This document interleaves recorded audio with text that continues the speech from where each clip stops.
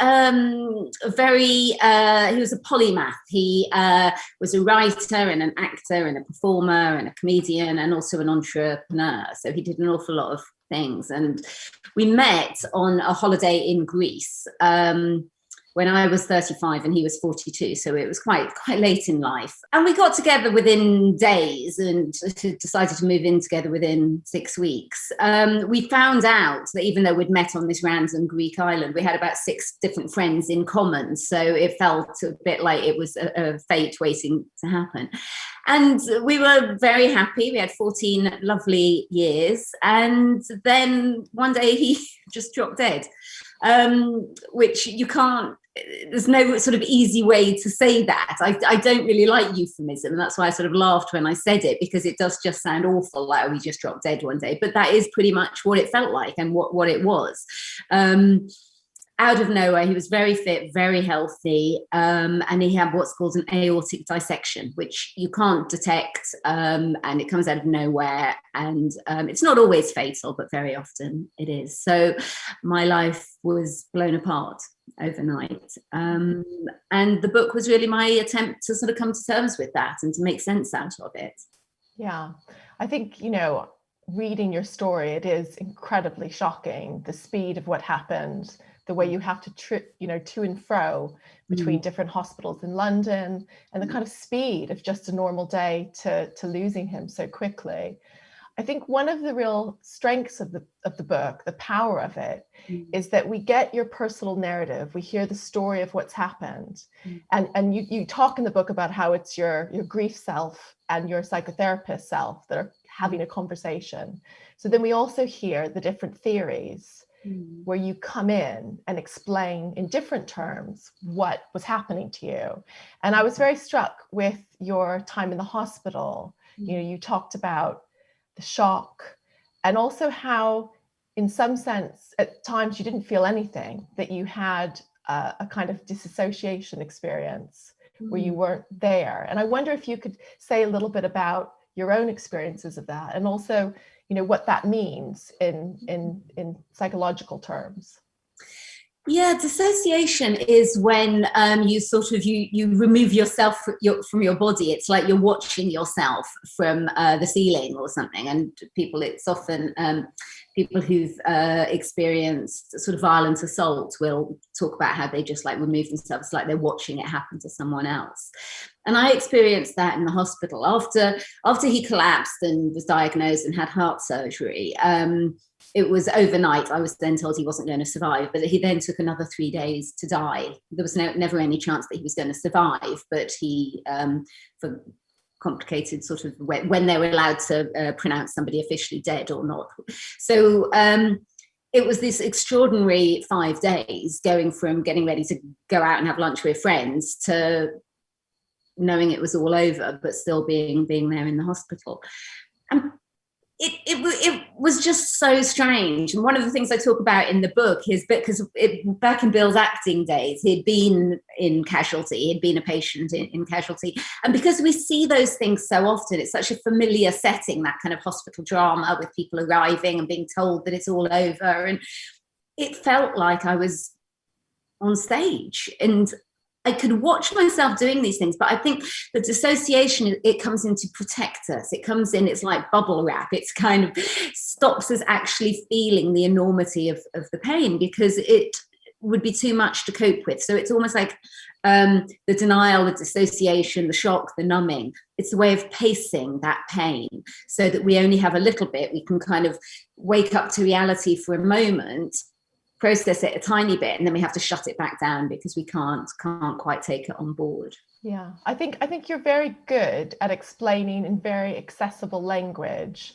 these different psychological phenomena and what they mean, and you relate it to the kind of fight, flee, or freeze, and say, this is the kind of freeze response, where even if the lion is to eat us, we don't actually feel the pain in the same way. We become anesthetized to what's happening.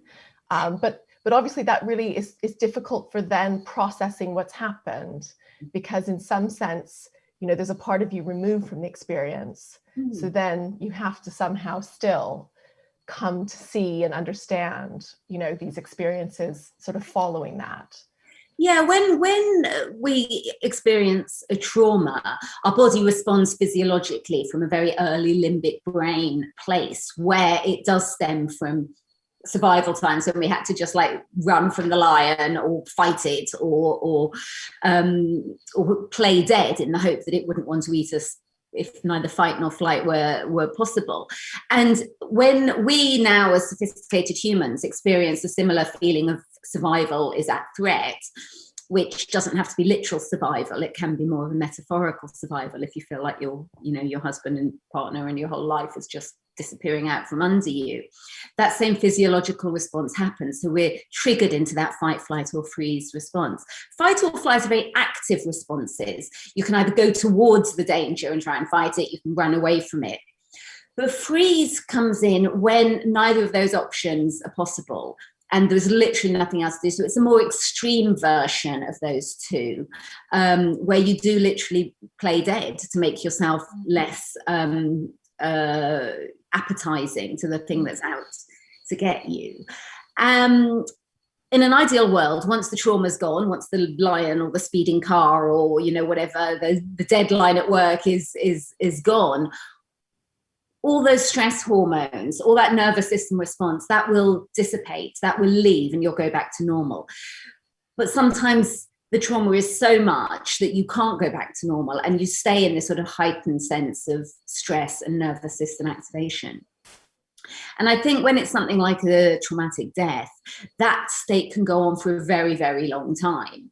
And you can go in and out of it, which is why one of the issues that I have with the Kubler-Ross 5 stages of grieving model is that it doesn't really acknowledge that, not that those stages don't exist. For me, they absolutely did, but that they don't always come in that order, and sometimes they cycle around it. So you can go in and out of the denial. So it's not just, oh, I've had the denial bit and now I'll move on.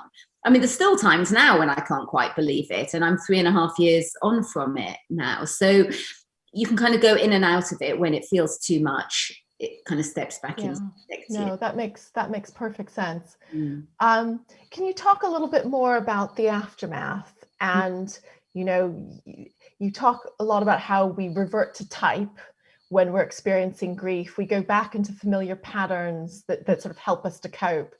And that you're a kind of, and you say that in the casual terms, there are people who feel and can't deal, in psychological terms, and people who deal but can't feel. And that, often we manifest this when we're in times of crisis. And you were more of a dealer than a feeler. Can you say a little bit about your own grief and also how these come into play? Yeah, and in a way, it's another form of defense against the pain. It's another form of numbing, to go into sort of manic busyness and coping and, right, let's just solve the problem. Let's just organize the funeral. Let's organize the probate. Let's organize a holiday, and just kind of keeping on top of things. But what you're doing is you're sort of cutting yourself off from the neck down. So you're saying, no, I'm going to put loads on these feelings. They're going to overwhelm me. So I'm going to do everything from this thinking, cognitive place. And you just deal with things. And everyone, stands around applauding and saying, oh, isn't she doing marvelously? Oh, you're coping so well. But actually, it's not, it's helpful in the short term, again, but if all it does is deny you access to those feelings that they're going to come out at some point, it's not necessarily that much better a response than the person who really goes into the feelings, who can't deal with any of the admin because they're too busy feeling the pain and crying and getting angry and weeping and wailing, which maybe on the surface looks like a less coping response, but it's just a different way of coping. And that they both have their advantages. Neither one is better or worse, because you need both. You need to be able to introduce, the feelers need to be able to learn to deal a bit better if they're not to be flooded by the feelings. And the dealers need to be able to feel a bit more. Otherwise, they will be flooded by the feelings when they just come back to bite you later down the line and kind of overwhelm you.